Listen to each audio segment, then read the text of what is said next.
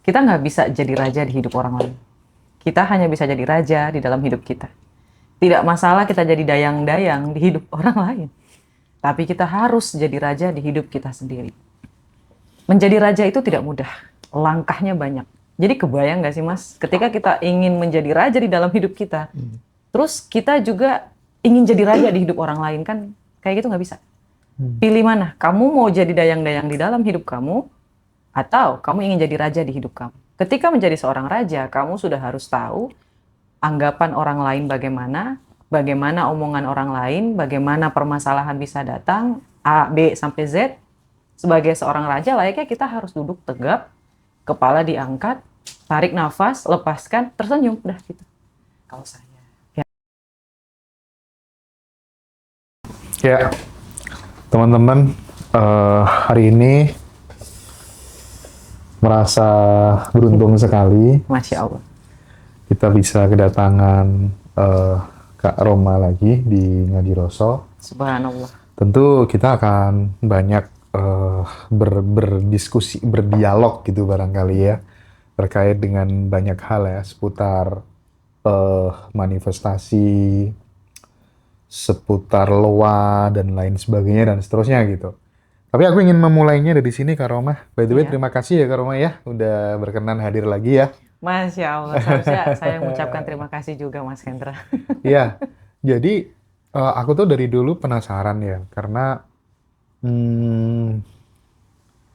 ketika kemudian kita itu menginginkan hidup yang lebih baik, jalan hidup yang lebih baik, artinya secara finansial, secara spiritual, itu tuh terkadang susah dicapai ketika kemudian kita itu masih ada perasaan-perasaan yang benci lah sama tetangga, sama orang lain lah, iri hati dan seterusnya gitu.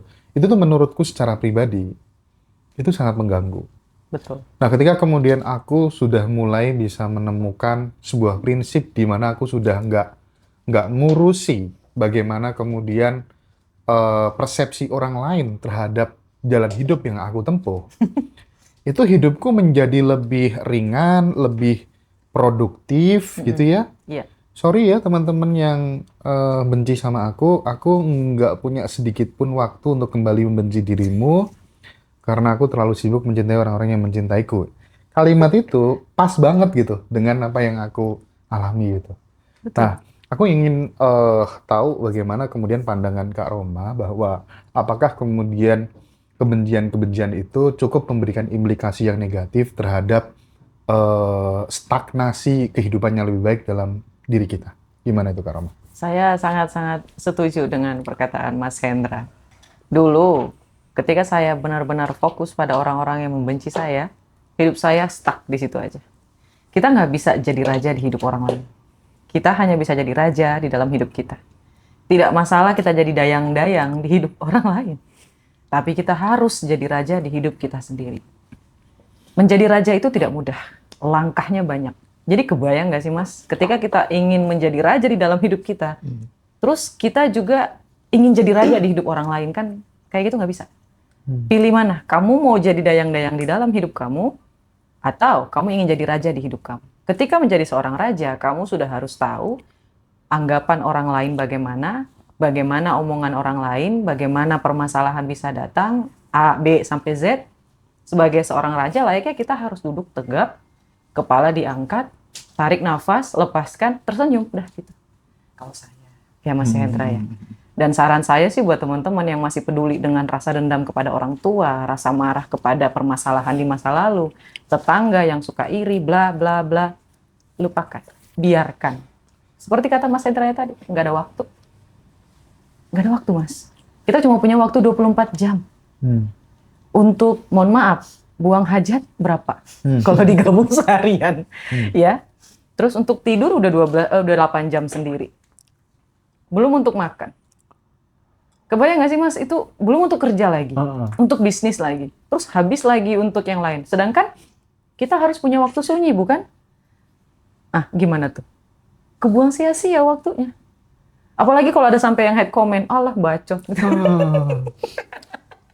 Iya juga ya. Dalam satu akun, Ya dia satu akun nih, terus dia komen sampai 100 akun berapa kali tuh? Aja. Dikali sampai berapa detik? 100 akun, sekian detik, dikali, udah berapa habis waktunya tuh, Mas? Iya. Sayang banget kalau Iya, misalnya. tapi menarik ya, soal haters itu menarik banget sih. Artinya kalau aku ya di Iya. titik ini tuh nggak pernah naruh itu di pikiranku sih. Mungkin karena saya awal, Mas. Apalagi di hati ya. Iya. Yang ada tuh di bawah telapak kaki gitu. Aduh, ya Allah. Tetapi aku ingin mengirimkan pesan khususnya buat teman-teman yang masih muda-muda, Kak Roma. Iya.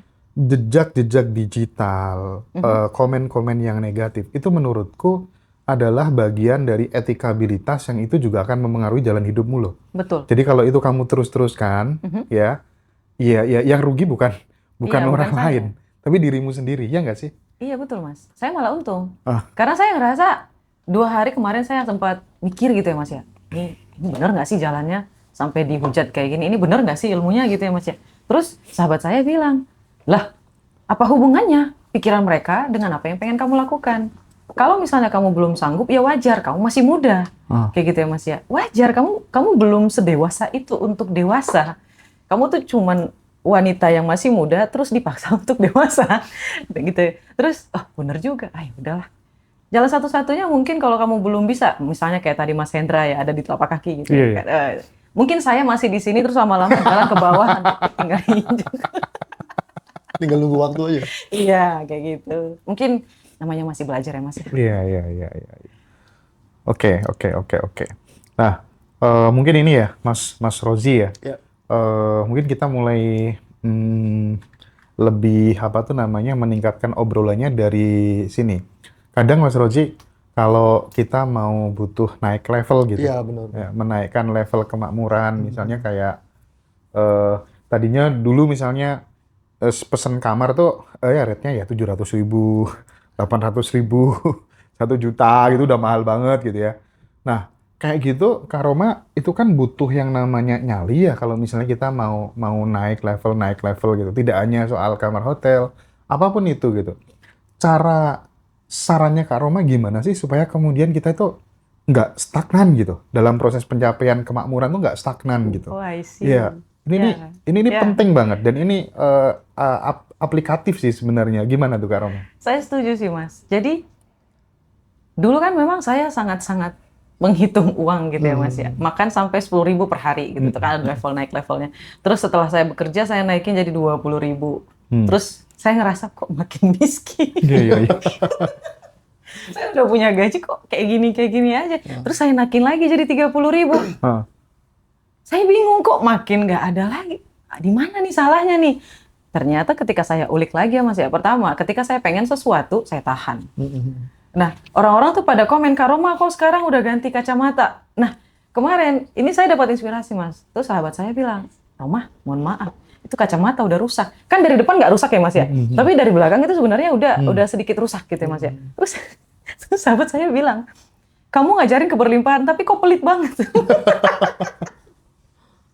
Terus saya mikir lagi, Mas ya. Makanya teman-teman semuanya, kita tuh butuh belajar. Siapapun itu. Bahkan ketika kita sudah naik ke atas, kita juga masih tetap bisa belajar. Nah, dari itu saya sadar, Mas. Oh, berarti ada yang masih perlu saya pelajari. Nah, saya mulai nih, Mas. Bener kata Mas ya. Ketika kita ingin melangkah ke kemakmuran, kayak gitu, kita harus mulai mengambil langkah-langkah yang sedikit ekstrim. Langkah pertama ekstrim yang saya ambil adalah makan di restoran mewah. Yang mungkin bagi teman-teman di sana, di luaran sana itu murah. Tapi bagi saya itu lumayan mahal. Dari yang harga 30.000 makan, saya sama sahabat saya itu spending hampir 2 juta. Bukan hampir, memang 2 juta. Hanya untuk makan berdua aja. Nah, ketika saya ada di environment itu, Mas Hendra, saya ngerasa kayak, ada ya tempat kayak gini. Oh, terus saya mikir lagi. Waktu saya diri, ngelihat pemandangan city light, terus saya menggumam di dalam hati saya, Mas ya.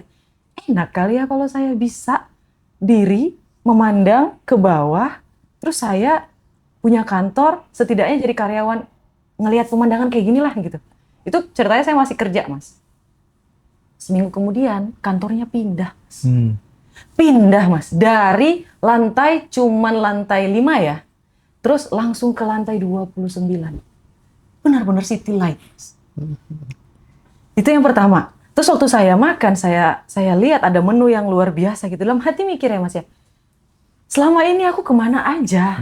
Kok ada makanan seenak ini dan aku baru bisa ngerasain di saat ini? Apa yang orang lain lakukan sampai bisa mereka makan ini hampir 1 bulan sekali? Dalam pikiran saya kayak gitu ya Mas ya. Enak kali ya, aku ucap lagi nih Mas afirmasinya. Enak kali ya kalau bisa makan mewah. Sebulan sekali deh, kayak gitu. Masya Allah, sebulan kemudian Mas, pergi lagi. Oke. Jadi makanya kalau kita tuh, bukan saya nyuruh teman-teman untuk bermewah-mewah ya, enggak. Tapi kita masuk dulu ke environment-nya, kita kenal, kita tahu. Kalau kita nggak kenal, kita nggak akan tahu. Tapi orang-orang tuh banyak mengira kalau kita bermewah-mewah tuh boros, Mas. Iya. Nah ini mental miskinnya kena nih, Mas. Mental miskinnya kena. Jadi kayak, oh, kan sayang Kak digunain duit segitu hanya untuk makan-makan. Kan lumayan bisa ditabung. Terus kalau ditabung apa yang kamu dapat? Pikirannya masih di situ-situ aja. Terus dia nabung. Belum tentu kan Mas. Ketika pikiran kita itu stagnan, kita bisa punya ide untuk bikin bisnis. Siapa yang tahu ketika kita gunakan uang tabungannya pergi jalan-jalan ke Bangkok. Tiba-tiba di Bangkok punya ide untuk bisnis. Banyak loh Kak, teman-temanku itu yang dulunya ngerokok, Ya. terus kemudian akhirnya memutuskan untuk nggak ngerokok. Pada saat memutuskan untuk nggak ngerokok, gelang istrinya nggak nambah-nambah. Sama aja. Ya artinya terkadang salah satu cara untuk kemudian memperbesar wadah rezeki itu ya udah dengan cara menaikkan level kebutuhan. Iya. Betul. Menaikkan level kebutuhan, termasuk kemudian memikirkan nasibnya orang lain. Betul. Iya nggak sih? Betul, Mas. Itu betul sekali. Kalau yang tadi saya bicarakan itu untuk mengenal environment ya, Mas. Ya. Yang kedua yang saya lakukan, apa sih yang bisa saya lakukan untuk orang lain gitu loh, Mas? Ini pertanyaan paling dasar. Sampai saya bikin buku kan banyak tuh, Mas, e-book. Oke. Sampai ada, masih 2 sih. Buku fisiknya ada 1. Sebenarnya banyak buku e-book saya, cuma belum saya liris aja. Dan kemarin baru banyak tuh orang yang sadar tentang jurnal, Mas. Jurnal itu luar biasa. Kalau teman-teman penasaran, ikutin kelasnya nanti dari Ngaji Roso nih. Nanti saya ajarin deh. Khusus untuk Ngaji Roso. Tanggal berapa sih? Untuk kelasnya Kamu lupa ya tanggalnya ya. ada. 6 Maret. 6 Maret itu. Ya, Tanggal untuk 6 Maret. Ya. Jadi silakan ikut kelasnya Kak Roma, nanti bonus dapat buku ya. Buku judulnya apa Kak Roma? I am the king, Mas. I am the King. Nah, Iya. silakan teman-teman yang mau join di kelas apa tuh namanya? Kelas level up-nya Kak Roma itu udah disematkan nomornya di TikTok ya. Silakan. Itu Zoom ya, teman-teman ya.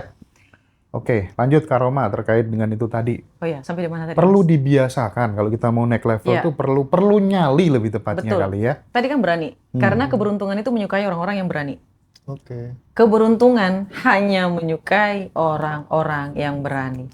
Kalau misalnya belum dapat, kita beruntung. Dapat pembelajaran.